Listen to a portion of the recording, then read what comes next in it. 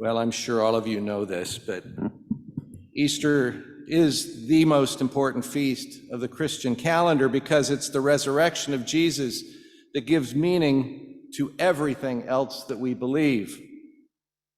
We just heard how Mary Magdalene and the other Mary had gone to see the tomb where Jesus had been laid, and then the angel told them the unbelievable news that Jesus had been put to death in a most terrible way, and who had been buried there was no longer dead, but was living.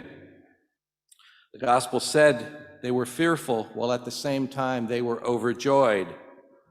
And when they saw Jesus a little bit later, they approached him and embraced his feet and did him homage. They worshiped him. Jesus is living. That is the core of our faith. God's undying love for Jesus swept death aside and brought him through death and into glorious life. Jesus communicated such a complete yes to the mission that God gave him on behalf of all of us that he was prepared to lose everything rather than be unfaithful to his mission of love. And we saw that on the cross on Good Friday. In raising Jesus from the dead, his Father affirmed everything Jesus ever said and did. But God also affirmed each one of us, even those who put him to death. So Jesus tells us St. Paul tells us in the reading just before our gospel that we are indeed buried with him through baptism into death, so that just as Christ was raised from the dead by the glory of the Father, we too might live in the newness of life. And St. Paul is saying that what God did for Jesus, God will do for us who embrace Jesus in our journeys through life. The risen Jesus is with us now, and our destiny, if we claim it, is to be with him in eternity.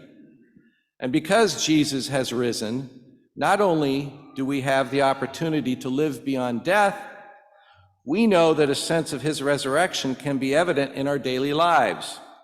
All of us struggle with suffering and weakness and death in their different forms, but we can still experience the power of the risen Lord, and he continues to journey with us.